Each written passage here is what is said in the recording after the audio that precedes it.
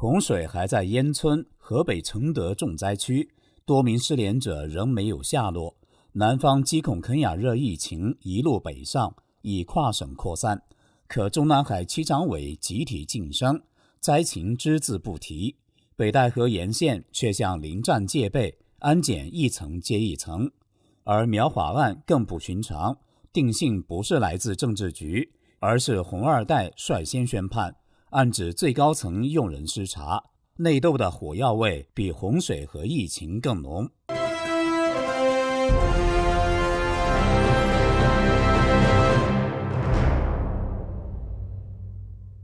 您好，这里是大时局要闻透视，我是邵峰。中共外交部宣布，自8月4日至15日例行记者会休会，8月18日恢复。按惯例，这通常意味着北戴河会议已悄然开始。今年北戴河气氛不一样了，不是外界想多了，是真的能感觉到那股压力。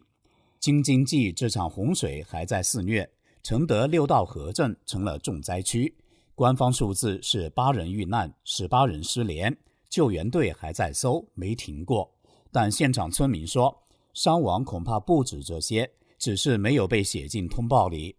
同一时间，南方也不平静，佛山的疾恐肯雅热疫情病例数已经破6000，而且往外扩散到澳门、北京、湖南都有通报。可就在这样的节骨眼上，中共中央高层却集体低调地出奇。自8月1号开始，习近平没有公开露面，中共七常委也没有一个人去灾区或疫情现场露脸，只有中共副总理张国清短暂到过河北灾区，另一个副总理刘国中去过佛山顺德防疫调研。除此之外，高层动向几乎空白。北戴河沿线的安检却突然升级，铁路口岸查验严格到前所未有。其实早在6月底，从北京至河北沿海小城北戴河沿线的安保就已提前升级，途经路线上的岗哨骤增，车站与列车均实施多重查验。近期不论在北京或前往北戴河旅游的访民、异议人士都遭到严格管控，各地都传出访民失联或被关黑监狱的消息。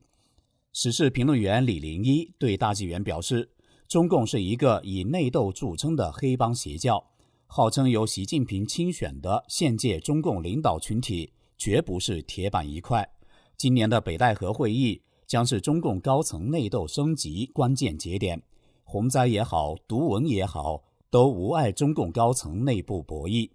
而这一次的交锋议题，其实早在7月下旬就已预先做了铺垫。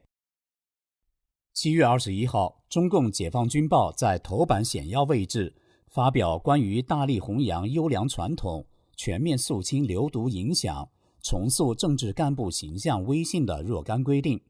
要求绝不能两张面孔做人，严打选人用人中的潜规则，政治干部搞特权就是自掘坟墓。随后更是配发了系列评论文章，内容涵盖政治忠诚、党性原则、选人用人、生活作风等多个层面，风格之严厉，措辞之尖锐，让许多观察者联想起2014年郭伯雄、徐才厚窝案爆发前的氛围。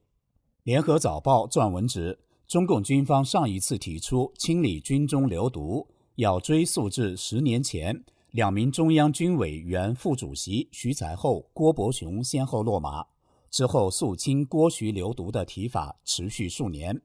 这次中共再提全面肃清流毒，意味着军中可能出现影响较大的窝案，主要涉及政治和选人用人问题。预计中央军委将会继续清查军中将领。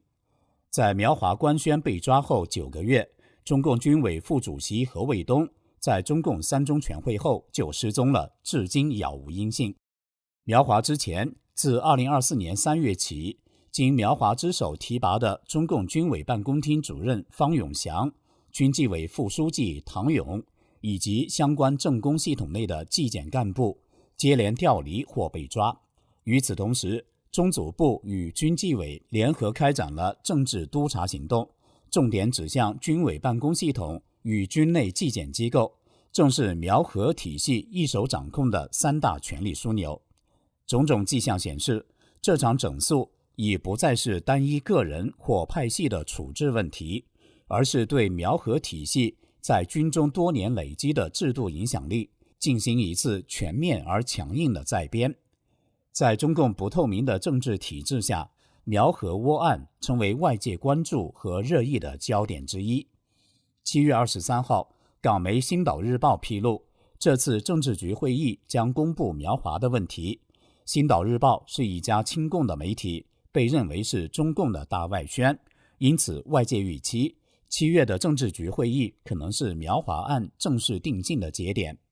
不过，这次星岛日报的报道内容没有全部发生。据新华社通稿，中共在30号召开了中共政治局会议，会议公布了4中全会的召开时间，但是对已经落马1年多的苗华案却只字未提，只有一句会议还讨论了其他内容。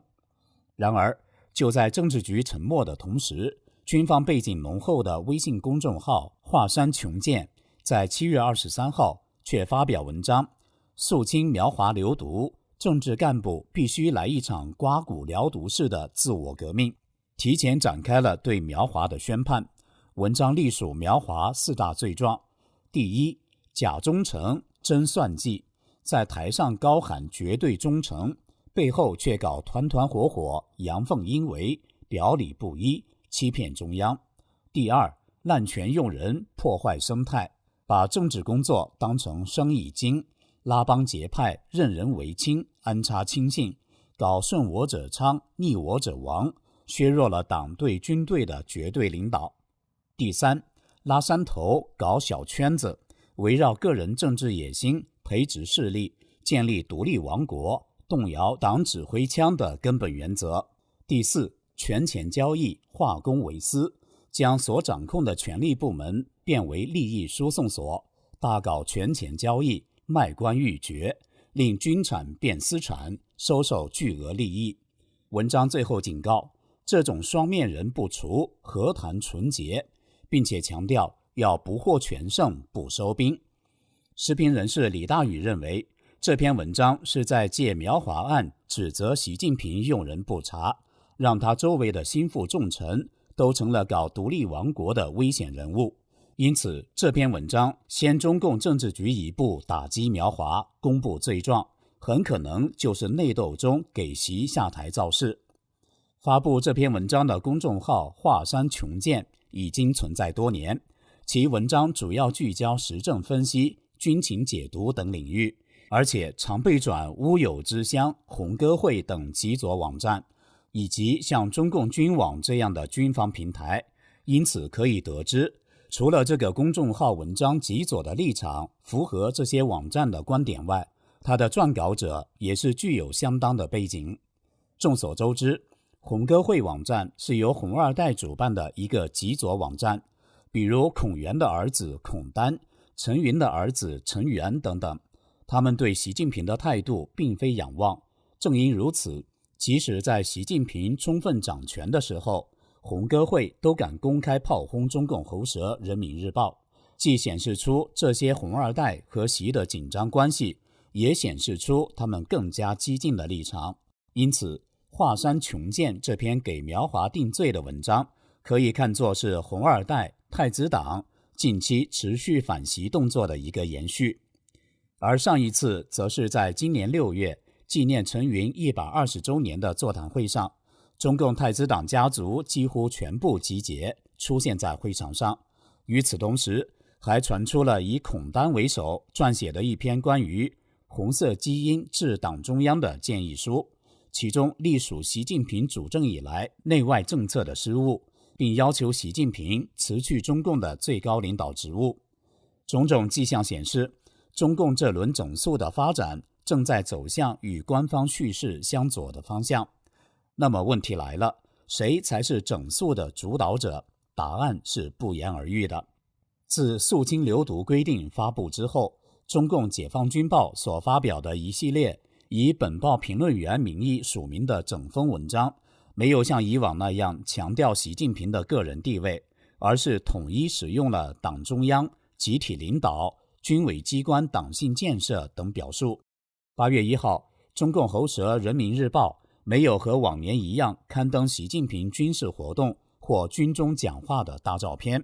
头版改为习多年前关于生态文明建设的讲话。而在当天的庆祝活动中，驻澳部队司令员与政委也都是只提党中央、军委指示，没有高举习近平之名。这种语境上去习化转向不是近期才出现的偶然现象，此前早已存在。有观点认为，这显示习近平的军中地位已出现明显下滑趋势。这种的转向也催生出一个敏感却日渐活跃的话题：习近平是否还能完全掌控军队？因此，从这个角度来看，肃清流毒是否真的像表面上所看到的，是习近平亲自指挥、亲自部署的清理行动，还是内部另一股力量在借势收网？我们显然得不到明确的答案，但是连篇累牍的军报社论、越来越严苛的民众维稳行动，将答案引向了下一个节点——北戴河。有网友表示，2025年的北戴河会议与四中全会会是中共换码头的会议，相当于1978年的11届三中全会。当时的共产党由毛共换码头为邓共，由毛的阶级斗争路线更换为邓的经济建设路线。今年的北戴河会议与四中全会，在张又侠指挥的82集团军炮口下，将由习共再次换码头回归到邓共。是否换为邓共，目前我们不得而知，但种种谣言的热传显示习近平政权正在失去民意，而这将大大动摇中共执政的合法性。这里是大时局，感谢您的陪伴与思考，请订阅分享并打开小铃铛，一起在动荡中坚守真相，在黑暗中点燃希望。